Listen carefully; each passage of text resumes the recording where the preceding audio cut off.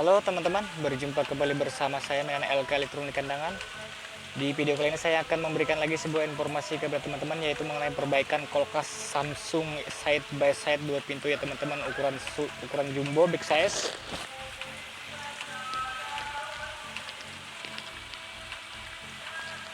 Oke, jadi teman-teman kita di sini akan memperbaikinya karena ini kerusakannya awal-awalnya tidak dingin ya teman-teman. Kemudian dibawa ke service center, di sana dibenahi, diperbaiki. Setelah dipakai beberapa waktu ada keluhan kembali, dan sekarang kita akan mencoba memperbaikinya. Dan apa masalahnya, mari kita simak bersama-sama ya teman-teman. Dan jangan lupa teman-teman ditonton videonya sampai selesai.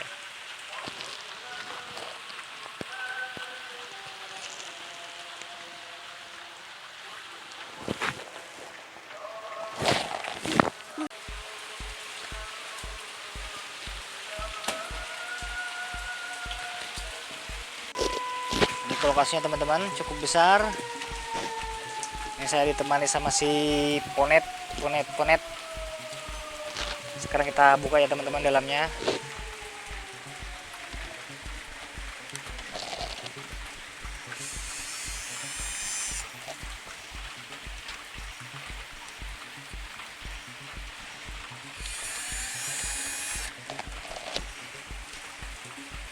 Jadi ini kerusakannya teman-teman tidak dingin ya. Wah, sudah azan asar ya teman-teman. Nanti kita pending dulu sebentar. Ya, teman-teman bisa dilihat penampakannya di dalam ya teman-teman. Untuk kulkas big size Samsung side by side ini. Oke teman-teman, seperti ini ya kondisinya. Sepertinya ini ada sambungan baru ya teman-teman, dari evaporator ke sini. Ini kondensornya ya teman-teman. Ini untuk pendinginan untuk kipas kondensor ya. Dan ini kompresornya ukurannya sepertinya 1/5 ya teman-teman. Untuk kompresornya teman-teman bisa diperhatikan, sepertinya udah pernah diganti ya teman-teman. Untuk filternya diganti.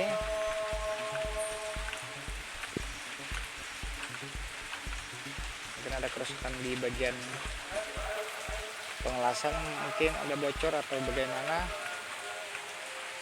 Nanti kita cek sama-sama ya teman-teman untuk perbaikan kulkas yang ini.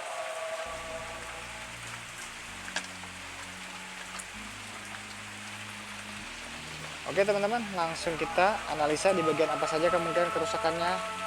Namun sebelumnya kita pending dulu, kita hormati azan asar, nanti kita lanjut lagi. Nah, sekarang teman-teman saya hidupi kulkasnya. Jadi saya biarkan dulu beberapa waktu lamanya, nanti baru kita cek permasalahannya di mana. Awal-awalnya ragu ya teman-teman bahwa kulkas ini pernah dibawa ke service center, karena terlihat dari pekerjaannya seperti ini. Jadi ini sepertinya pekerjaan servis biasa ya teman-teman, bukan standar pabrik, maksudnya menggunakan alat yang canggih. Tapi ini sepertinya les manual seperti yang biasa dipakai oleh kebanyakan teman-teman ya, termasuk juga saya, yaitu menggunakan sarana yang sederhana. Nah, setelah saya konfirmasi, saya cross check kepada pemiliknya, ternyata memang betul katanya dibawa ke service center dan dia melakukan pembayaran dengan menggunakan nota resmi. Nah, jadi sepertinya tidak menjamin juga ya teman-teman service center dengan kualitas yang bagus, yang prima, sesuai dengan yang kita harapkan. Karena sepertinya ya pekerjaannya sama juga dengan kita-kita yang menggunakan alat sederhana. Ini terlihat dari cara pengelasannya juga teman-teman. Nah, jadi istilahnya tidak ada berbeda ya antara service center dengan service kulkas yang di rumahan seperti saya khususnya. Nah jadi ini sepertinya teman-teman kayaknya dilakukan proses langsung kayaknya ya teman-teman.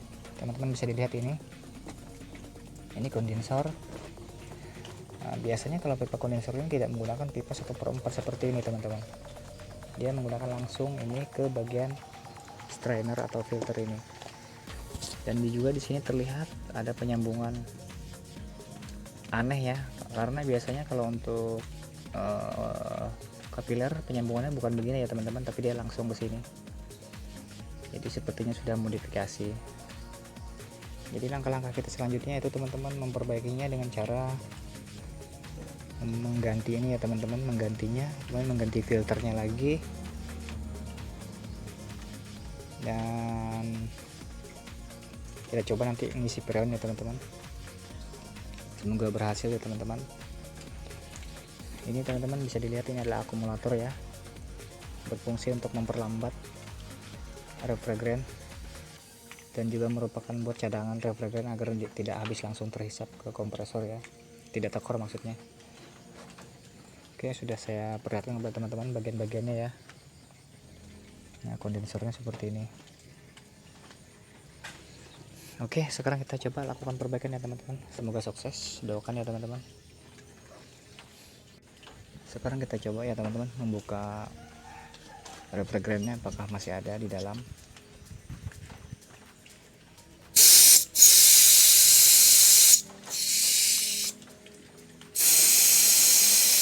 Sepertinya utuh ya teman-teman, masih banyak refrigerannya.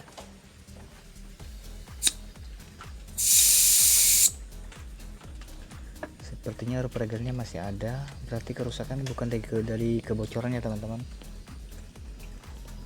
Kita coba analisa dulu.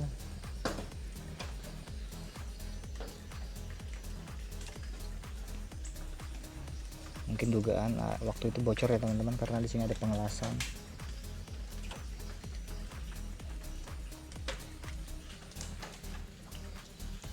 Ini ke bagian kondensor, tapi kok kenapa begini ya teman-teman ya, tidak langsung, kenapa di sok-sok begini? Berarti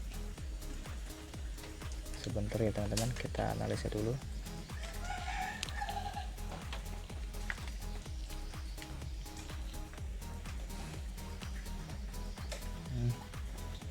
Nah ini tampaknya ada kondensor bagian bodi ya teman-teman, sepertinya. Ntar dulu. Nah ini ada teman-teman sambungannya, ada kondensor. Oh, nampaknya di langsung ya teman-teman, maksudnya tidak menggunakan kondensor bodi, dia kondensornya hanya di sini. Sebenarnya kan ini kondensornya ada dua, kondensor yang di luar kemudian yang di dalam bodi kulkasnya teman-teman. Berarti keluhannya ini kemungkinan kekurangan volume freonnya, karena terlihat dari saat saya terlihat dari pengecekan freon di situ masih utuh. Berarti penanganan ini harus ditambah kondensor sepertinya teman-teman. Di sini teman-teman bisa perhatikan ada pipa kondensor yang dipotong. Kemudian di sini sambungannya ya teman-teman, yang harus menghubungkan ke bagian filter, makanya disambung seperti ini. Karena tidak mungkin ya teman-teman kalau dari pabriknya menggunakan sambungan seperti ini, apalagi juga ukurannya pipanya 1/4. Nah, kemungkinan waktu itu ini ke sini ya teman-teman, ke sini, ini ke sini.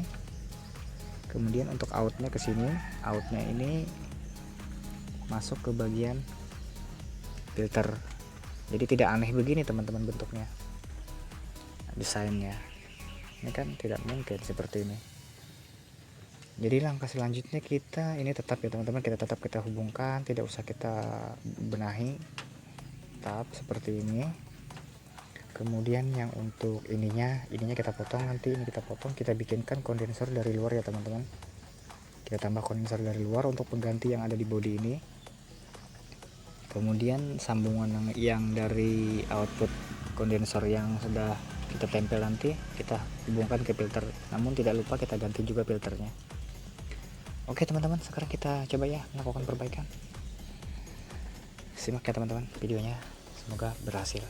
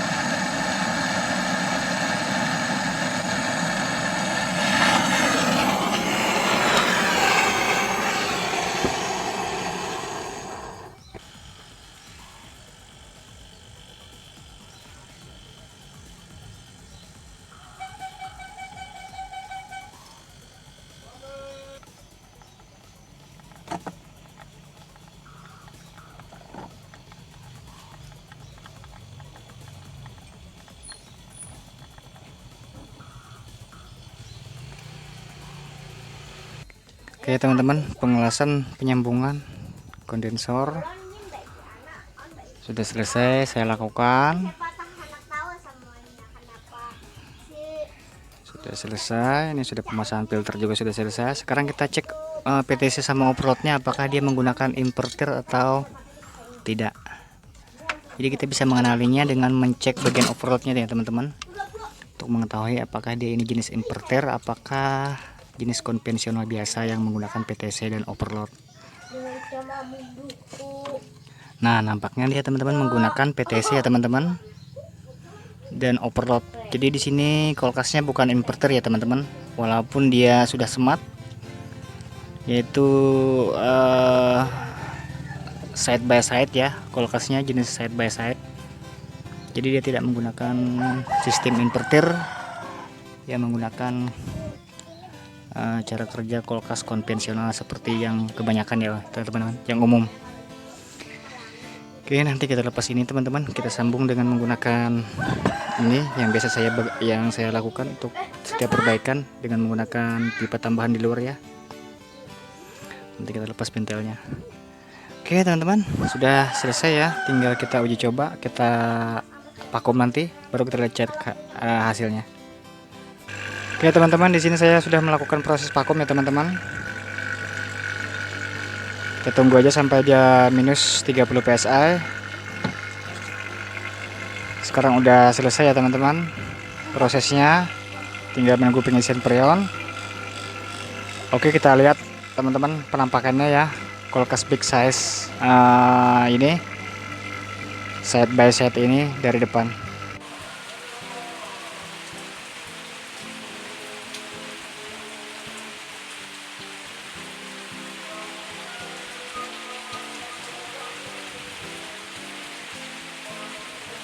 Oke teman-teman, pemakaman sudah selesai. Teman-teman bisa diperhatikan di jarum manifold menunjukkan angka 0 minus 30 psi ya. Berarti kita saatnya untuk melakukan pengisian refrigerant. Seperti biasa ya teman-teman, kita harus membuang udara yang terjebak di bagian selang yang warna merah ini. Kita buka dulu kerannya sedikit. Kita buka bagian sebelah sini. Oke, sudah keluar. Sekarang kita coba lakukan pengisian dalam posisi mati ya teman-teman untuk kulkasnya. Kita bisa melakukannya dengan proses hidup, bisa mati, bisa terserah. Kalau saya sukanya dengan kondisi mati ya teman-teman. Kita isi dulu. Saya biasanya isi sampai 60 psi dulu teman-teman. Nanti kekurangannya bisa kita tambah saat sudah kulkas beroperasi. Saya isi dulu sampai 60 psi, teman-teman bisa dilihat. Oke, kurang lebih 60 psi ya teman-teman. Oke, saatnya saya hidupkan dulu kulkasnya.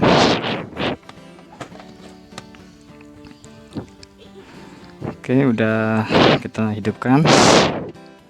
Nanti menunggu baling-balingnya berputar ya teman-teman. Nah, dia sudah hidup. Sekarang kita tunggu aja teman-teman.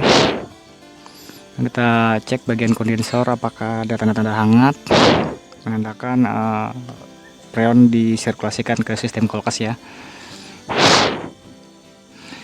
Oke, saya posisikan dulu teman-teman kameranya biar enak dipantau ya, ditonton. Oke teman-teman, bisa diperhatikan kipasnya udah berputar ya, menandakan memang sudah hidup kulkas ini. Kita tunggu aja apakah ada tanda-tanda hangat. Bagian filter juga apakah ada tanda-tanda hangat. Kita cek dulu tekanan berapa psa. Nah, sepertinya ada kebuntuan kayaknya teman-teman. Oke, kita tunggu aja ya teman-teman prosesnya.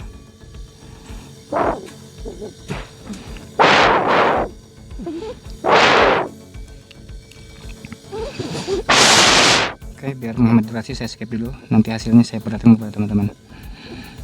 Oke, nampaknya ada kebuntuan teman-teman. Ada kebuntuan nampaknya karena jarum manifold menunjukkan tetap di 40 psi teman-teman. Berarti desainnya ini harus saya rubah teman-teman. Karena ini teman-teman bisa diperhatikan, ini pipa high pressure-nya teman-teman masuk ke bagian kondensor, dimana kondensor di sini posisinya dalam keadaan datar dengan kompresor. Jadi saya harus merubahnya dulu sistemnya ini teman-teman. Untuk pemasangan kondensor saya harus pasang dari kondensor ini yang aslinya ya teman-teman, bukan aslinya ya, maksudnya sudah dimodifikasi sama yang saya bilang di depan video. Jadi ini saya rombak, nanti saya hubungkan ke bagian pipa di sini teman-teman, ke bagian vertikal ya teman-teman. Karena saya yakin di sini oli yang ada di kompresor ini udah numpuk di sini ya teman-teman, sehingga buntu ya teman-teman. Jadi sistemnya akan saya rubah, dimana di sini untuk bagian output kondensor saya rombak karena ini sepertinya kondensernya menumpuk di sini teman-teman. Untuk olinya ya, olinya menumpuk di bagian kondensor ini. Jadi saya rombak dulu yang bagian vertikal, saya hubungkan ke bagian high pressure-nya, kemudian outnya nanti saya masukkan ke bagian ini, ke bagian kondensor yang ada di bawah ini, kemudian yang outnya di sini baru saya hubungkan ke bagian strainer atau filter ini teman-teman. Jadi saya harus merubahnya kembali teman-teman, karena ini kesalahan dari awal ya teman-teman, dari awal udah salah. Jadi ini tidak ada hangat teman-teman, berarti memang ada hangat sih teman-teman, tapi kurang maksimal sepertinya, kurang maksimal ya. Kompresor membersihkan refrigeran ke sistem kulkas ini.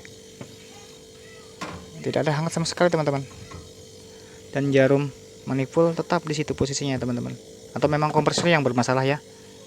Oke, nanti kita cek lagi ya teman-teman. Saya coba lagi. Nah ini teman-teman, ada dingin di sini ya teman-teman. Seharusnya kondensor panas ya teman-teman, bukan dingin. Nah berarti refrigeran mandek ya teman-teman, tidak lancar sirkulasinya. Jadi saya harus rubah dulu sistemnya.